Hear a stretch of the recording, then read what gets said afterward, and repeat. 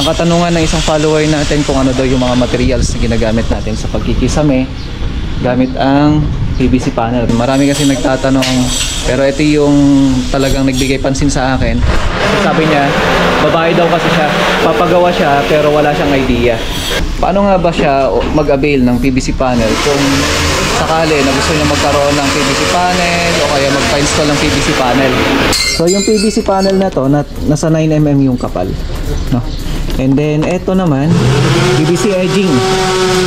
O kaya naman yung clip natin. Kung paano siya kinakabit, ganyan lang po siya. Okay, napakadali lang. Bali pag inipit mo yan, tapos rivets mo na dito. Gaya nung ginawa natin dito. Kung hindi man po rivets ang gamitin ninyo, ayan, may rivets po yan. Pwede kayong gumamit ng WPC clip. So ang bentahe kasi ng PVC panels, mga kamasta, hindi mo na kailangan pinturahan. At the same time, may design nyo na siya kaagad. Yan. Hindi na rin siya masisira ng tubig. Welcome back sa ating panibagong vlog. So narito tayo ngayon sa proyekto natin. Yan, dito sa may Wakal. So finalization na tayo, mga kamasta, no? All about finalization, retouching na lang ng pintura, tapos yung paglalagay na ho ng mga designs, yung mga ilaw, yan na po yung mga ginagawa natin. So eto, sagutin lang natin ng isang katanungan. At yun yung bibigay natin. Mamaya bibigyan ko kayo ng update dito. Ang katanungan ng isang follower natin kung ano daw yung mga materials na ginagamit natin sa pagkikisame gamit ang PVC panel, kasi gusto niya bumili ng materials kaso wala siyang idea kung ano yung mga pangalan at kung ano yung tawag sa mga materials na to. So papaalam natin para at least magka-idea siya. Marami kasi nagtatanong, pero ito yung talagang nagbigay pansin sa akin. Sabi niya, babae daw kasi siya, papagawa siya pero wala siyang idea. Ganun din yung mga worker niya. So nanonood lang siya ng mga vlogs kung saan dun siya nagbe-base, no? So yun yung ipapaalam natin kung ano yan. Bali dito, ang gamit namin dito na framing ay metal paring. Yung metal paring na yan, kapag nakikita nyo po yung mga frames na usually na ginagamit natin sa mga kisame. Ayan, meron tayong metal paring dito. Kagaya na ito. Ayan. So double fairing po ito. Bali, pwede rin kayong gumamit ng kahoy, tubular. Pero ito na yung pinakakilala sa market na mas madaling i-install at saka at the same time, mas mura, no? So, yan, metal frames po yan lahat. Yan po yung ginamit namin na pang kisame. So, bali, yung metal frames na yan, meron tayong mga materials pa dyan. Meron tayong wall angle, gaya na ito. Yan, wall angle po ito. Ito yung kinakapit natin sa wall. Meron din tayong carrying channel, na kung saan yung nakikita nyo nakapahalang na yun, yun po yung carrying channel naman natin. And then, W clip. So, yun po yung mga materials na ginagamit natin sa ating pagkikisame. So ngayon, mga kamasta, yung gusto nyong alamin ay yung PVC panel. Paano nga ba siya mag-avail ng PVC panel kung sakali na gusto nyo magkaroon ng PVC panel o kaya magpa-install ng PVC panel? Meron naman tayong mga PVC panels na depende po yan sa design nyo. Kagaya na ito, itong PVC panel na ginamit natin dito ay ito, yung Nara design, no? So yan yung design na ginamit natin dito. So yung haba nito, usually nakikita nyo sa market ay nasa 3 meters lang po siya, o kaya naman 2.9. So yun yung mga usually na makikita nyo sa market o kaya mabibili nyo sa market. Hardware o kaya naman talagang nakafocus sila sa PVC, yun yung mga hanapin ninyo. So bali, ang lagi nyong hanapin kapag nabibili kayo nyan ay yung stock, number 1 po yan. At saka yung kung sakali po pwede sila mag-fabricate ng mahahaba. So PVC panel, ang sukat nyan 20 cm. O kaya naman merong nabibili na ang sukat lang niya ay nasa 18 cm, tapos 20 cm, 25 cm, at meron din tayong 40 cm. So available po yung mga yon. Ngayon, isusukatin nyo na lamang po kung ano yung paglalagyan ninyo. At the same time, magbe-base kayo sa sukat ng bahay. Kung sakaling ito ay, sabi ko nga kanina, umabot ng 4 meters o kaya 5 meters. So para walang dugtong, walang mga makikita na mga maliliit na parang ilagayan siya ng dugtungan, no? So yun yung mga usually na na-encounter natin pagdating sa installation ng PVC. So yung PVC panel na to, nasa 9mm yung kapal. And then ito naman, PVC edging. O kaya naman yung clip natin. So J-clip pag tawagin. O kaya itong tawagin. Ayan, yung nakikita nyo sa may wall na yan, bago natin siya kinakabit, ito po yung nilalagay sa wall natin. So ganyan siya. Kakabit mo lang siya, ganyan lang po yung pagkakabit. So ito yung nilalagay mo sa metal paring, kaya kung napapansin may mga butas to. Ito binaklas lang nila to, no? At para makita natin kung paano siya kinakabit, ganyan lang po siya. Okay, napakadali lang. Bali pag inipit mo yan, tapos rivets mo na dito, gaya nung ginawa natin dito. Kung hindi man po rivets ang gamitin ninyo, ayan, may rivets po yan. Pwede kayong gumamit ng WPC clip, so pwede po yan. Pero pinaka-alternatibo talaga, nire-rivets na lang natin gamit ang 1/8 by 1/2 na rivets natin. Kaya kung napapansin niya, yan. Pero dito ginawa namin alternate yan kasi napakahaba na ito. Sabi ko sa isang video natin, kapag yung 8 meters natin o kaya 7 meters, 6 meters, maganda po yan kung maraming kasabay, no?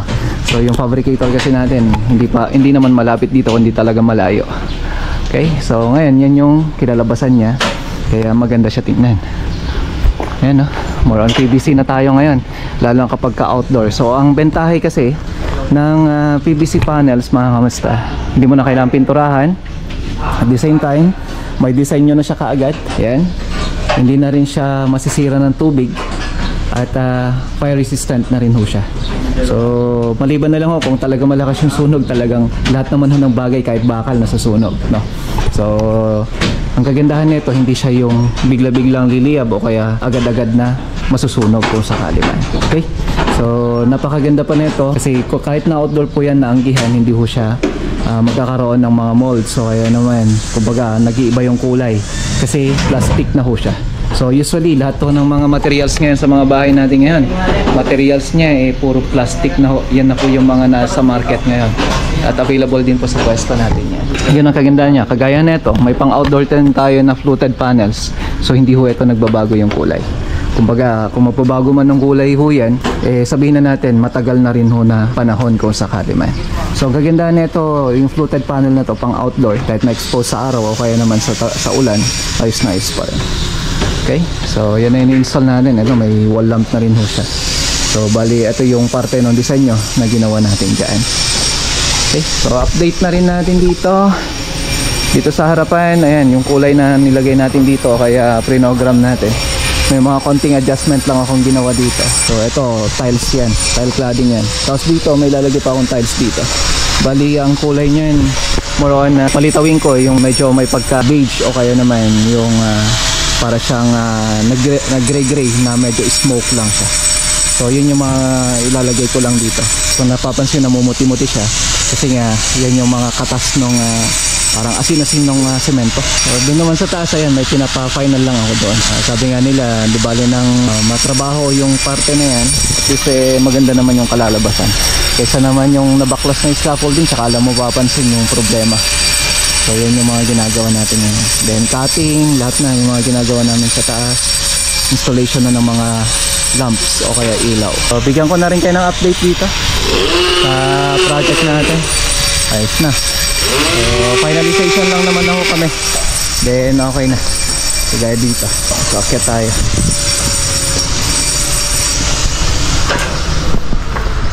So dito, yung TV console na lang ho. Pero sabi nga ni dito, yan na yung mga kukuli. Pinuberan muna natin. Bali ito, kahoy po yan. Gawang Ellis Furniture, no? So bali, kahoy po yan. Tapos ito naman, tempered glass. Ayan, so may nilagyan din tayo ng fluted panel dyan. Pero pang indoor. Magkaiba yung indoor tsaka outdoor, no? So pagka maglalagay kayo nyan, syempre, depende yan sa lugar. Ayan, so cutting na lang ho kami dito. Diretso po yan. Yan na lang, konti na lang naman na yan. Tatrabahuin natin dyan sa part na yan.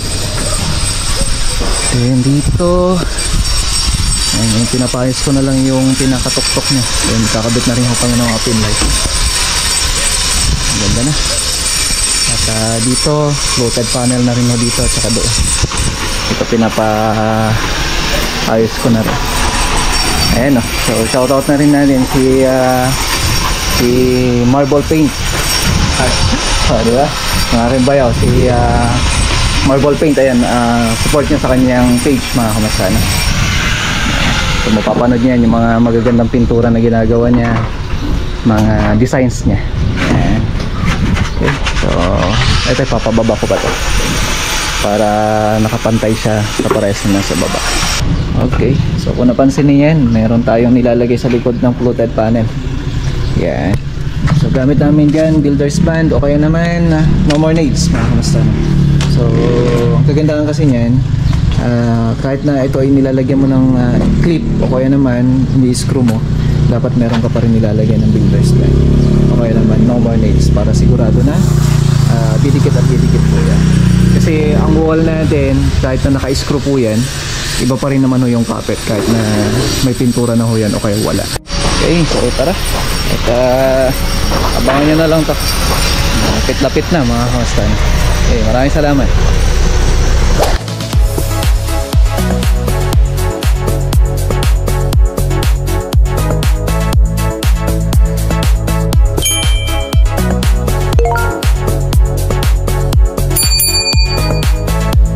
Okay, so gusto kong i-share sa inyo to na makakatulong din sa inyong pagpapagawa ng mga property ninyo. So ngayon, ito ang ginuha muna lang namin dito.